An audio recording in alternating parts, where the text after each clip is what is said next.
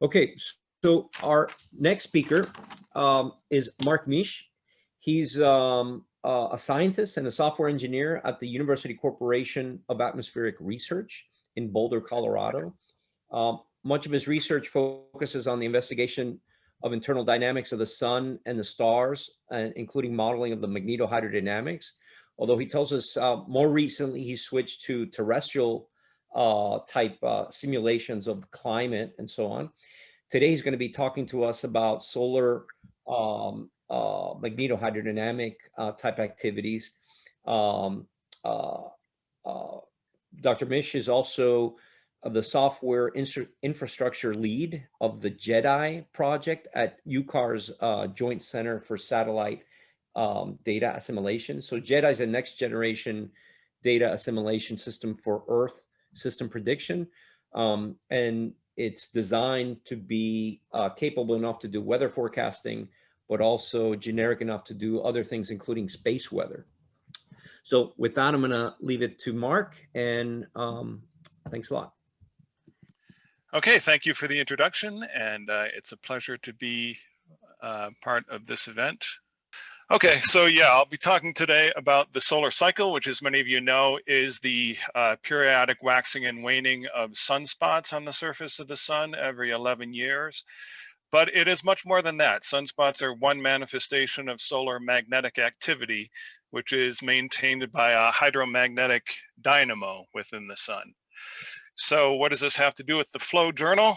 So I hope to convince you in the next 15 minutes that fluid dynamics lies at the heart of understanding the mystery of the solar cycle. It's a mystery that's been around, been with us for over 150 years. And so this quote is from the advertisement for this webinar. And so just the phenomena of the solar cycle alone is enough to justify it as an application, a fluid dynamics application that leads to a greater understanding of nature. But as an archetype of an astrophysical dynamo, the solar dynamo, understanding the origins of solar magnetism, will also help us understand the origins of magnetism throughout the universe, from planets to stars to galaxies.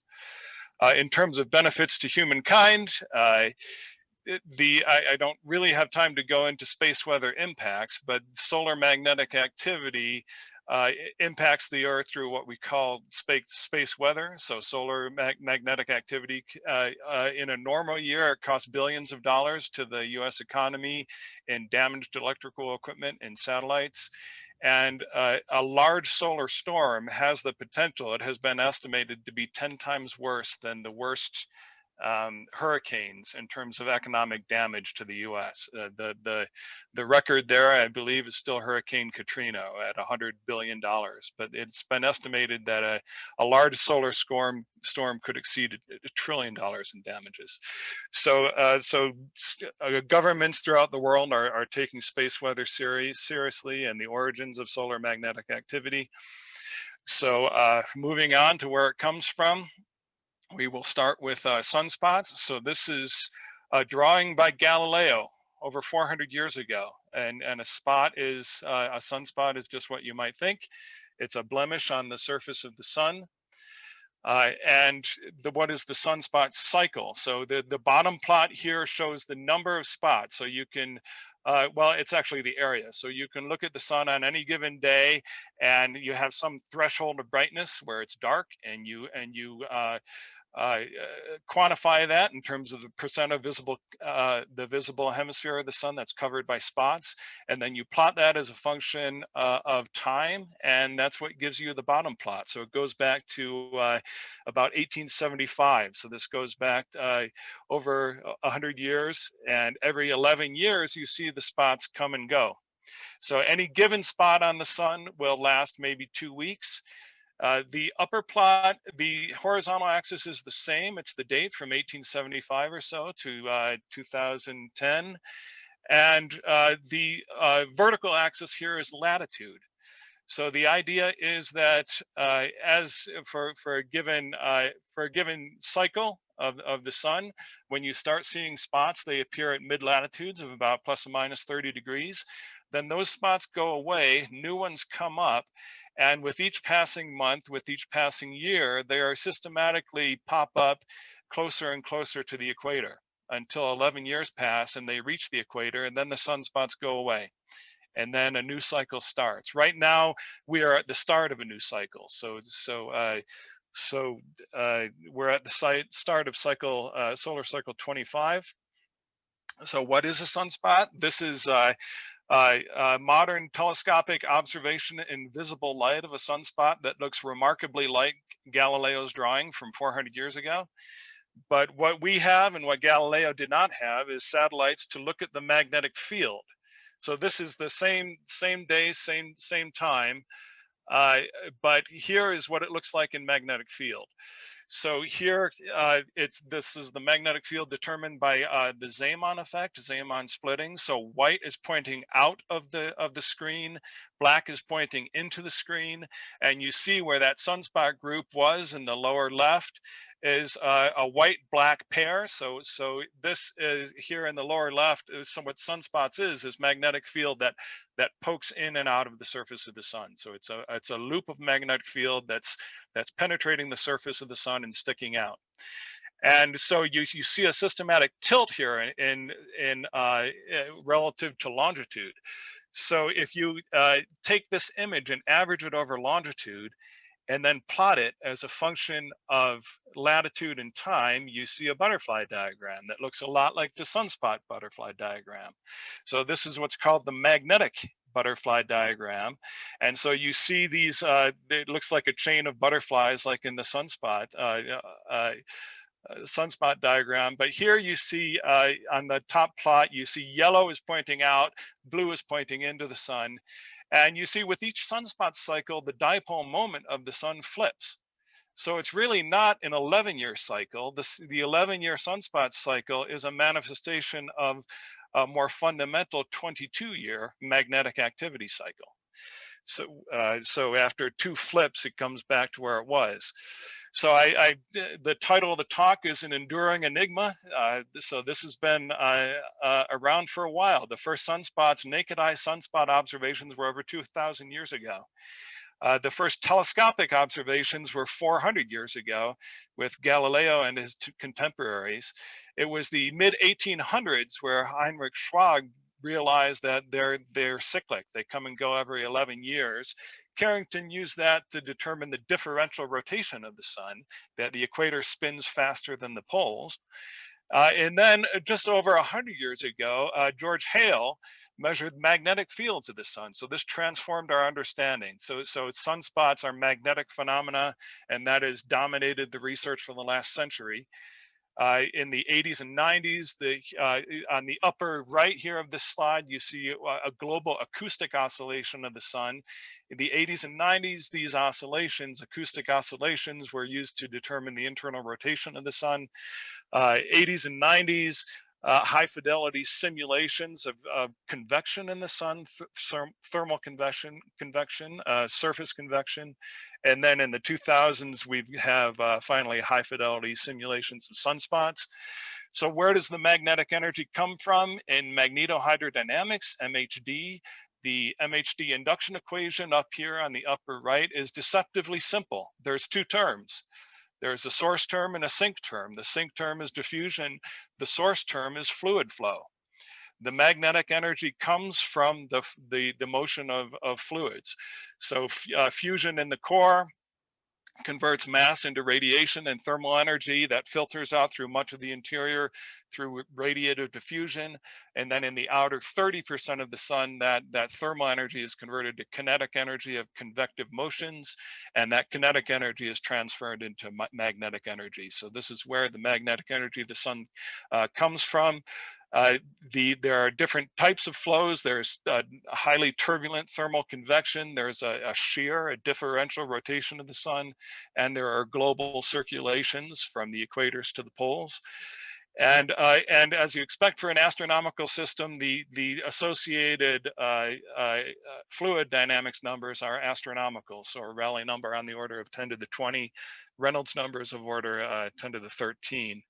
So if you look on the surface of the sun with a good telescope, you do see convection. So this is what I've been referring to on the left here is solar granulation. So this is 1.4 megameters or so size scale, or about just over 1,000 kilometers.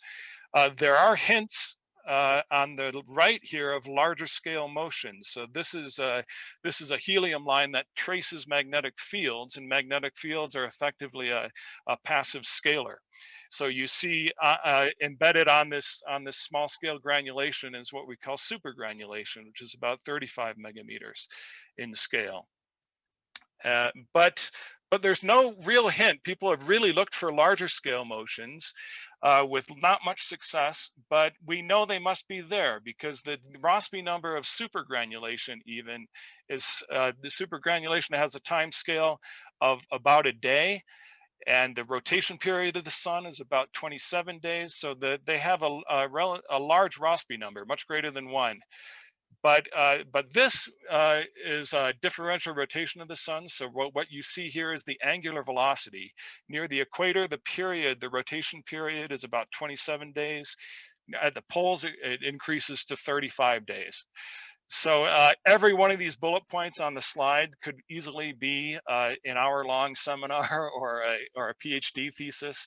It's just, this plot is fascinating. But this is obtained by acoustic sounding, by looking at the frequencies of acoustic waves that are split by Doppler effect by this shear. But the first bullet, monotonic decrease in omega of about 30% from equator to pole. If you came to an astrophysicist before, so this was as I said, 80s and 90s where this was really determined. But if you came to them and said that the outer 30% of the sun is convective, what would you predict for the angular velocity? The first answer might be, well, it should be a turbulent diffusion. But turbulent diffusion suppresses shear, it does not establish shear. And this is a huge shear, 30% of the rotation of the sun. So it's not a simple turbulent diffusion. The second guess might be, well, it tends to conserve its angular momentum. But that's the opposite of what we see here. If that were true, the poles would be rotating faster than the equator. So this is a fluid dynamics problem. It's thought to come from the Reynolds stress, the Reynolds stress of large scale convection, that this is our best probe of. And again, each one of these bullets, so there's a tachocline. This has been going on for 5 billion years. So why has it not spread below that dashed line? That dashed line is the base of the convection zone. So there's a whole field of what's confining the tachocline. The tachocline is tacho meaning speed, cline meaning change, like in the thermocline of the ocean. So that layer of shear at the bottom of the convection zone, where we go from a large differential rotation to a uniform rotation in the interior, is another mystery called the tachocline. And just briefly say on this bottom plot, it's one of my favorite plots because it shows the rotation rate. It shows the differential rotation of the sun, and it has Carrington's original measurements from 1863 based on sunspot observations. Sunspots go around. This is something you can do in an undergraduate classroom, looking at the speed of the sun from sunspots. And so it hasn't changed in at least 150 years. So a quick summary of where we are now: centuries of sunspot observations. We can take it back to millennia with isotope observations, measurements. Granulation and sunspot structure are well understood, but the internal rotation is well determined. But there are a number of puzzles, in particular deep convection. What's beyond this granulation and supergranulations? Where do these sunspot origins come from? So let's talk about convection a bit. So there, in terms of solar convection, there are two basic approaches to dealing with this problem. One is to look at a dimensional take a dimensional approach, basically a large eddy simulation approach, put in the numbers for the sun and get the diffusion as low as possible and try to reproduce what the sun is doing. That's been highly successful for granulation and sunspot structure. It's not so successful so far for it's run into problems with global convection simulations. So there's another approach of looking at non-dimensional scaling. Doing non-dimensional simulations and scaling them to extreme parameter regimes. This is more has proven successful for planetary dynamo modeling in the Earth and Jupiter. So the first approach, the most ambitious endeavor yet to try to look at that first approach is from Hideyuki Hoda in Japan. And the power spectrum looks a lot like the sun. And so this is trying to do a high fidelity simulation of solar convection. But the problem here is that the convective amplitudes are too high. So this is on the left here is a plot of estimated convective velocity amplitudes from simulations. This ash here is one of those simulations. And the lower right here is what from acoustic sounding, the sort of estimates or limits from acoustic sounding. And also the simulations themselves, if their Rossby number is, if you just put in the luminosity and rotation rate of the sun and do a simulation, you're likely to get anti-solar differential rotation, fast poles, slow equator. So it's completely flipped. So what about the dynamo, magnetic energy generation? So for a large Rossby number, you expect a turbulent dynamo, magnetic length scales much less than the velocity scale, and you do see this on the sun. But you also see large scale flows. So this, if you have rotational influence, then you can, a rotational shear promotes the generation of coherent toroidal fields. And then upscale transfer, magnetic helicity ties large and small scales. So magnetic helicity is the twist of the magnetic field. And so if this transfer of magnetic helicity from small to large scales is local, you might call it an inverse cascade of magnetic helicity. If it's non-local, you might call it a turbulent alpha effect. But this is essential to produce what we call a large scale dynamo, which is when the magnetic field length scales are much larger than that of the velocity field. And we do see that in simulations. This top plot, the upper left shows relatively small scale flows that produce cyclic large scale fields. So there are examples of this in simulations, but there's a question, and I'll just speed up a little bit because I think I'm running out of time, but I'll just say there's some question about whether the sun really works that way. So we do see this magnetic self-organization in convective dynamos. But if you look at this magnetic butterfly diagram again, it looks like what is flipping the dipole moment of the sun and causing these cycles. It certainly looks like that field coming from those butterflies is propagating up to the poles, and that's what's causing the flip of the dipole moment.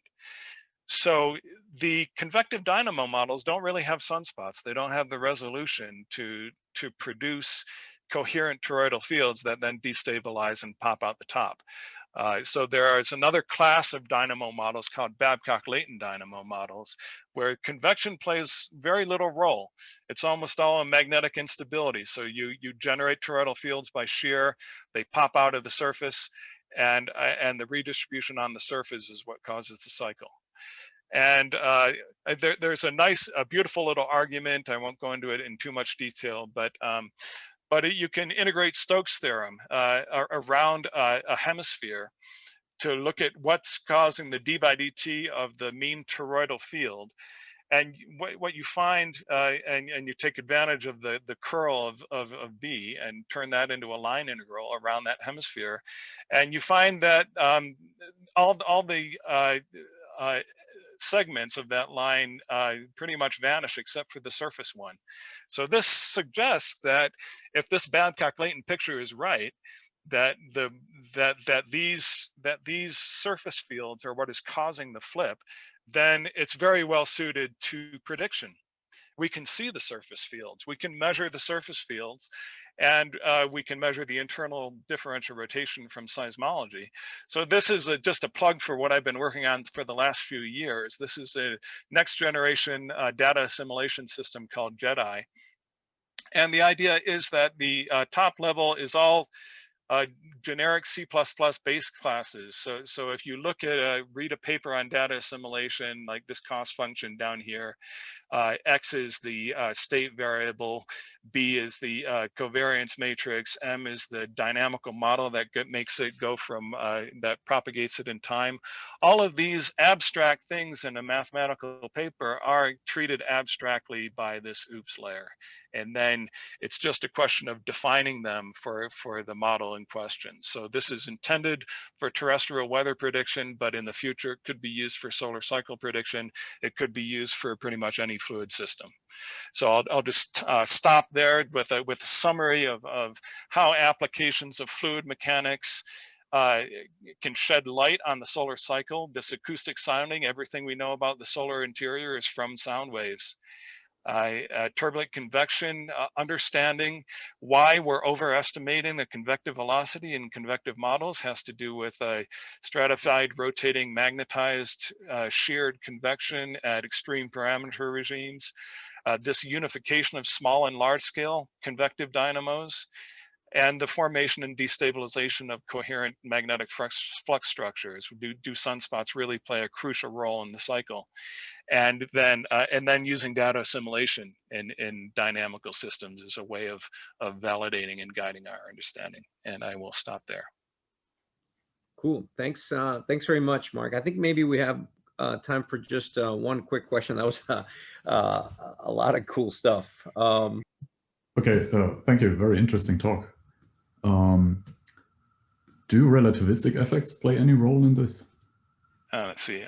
Relativistic effects, not really. Do you mean in terms of general relativity, gravitational, or? Yeah. No, it's not really. The gravitational forces are just not enough to the simulations that typically use Newtonian gravity.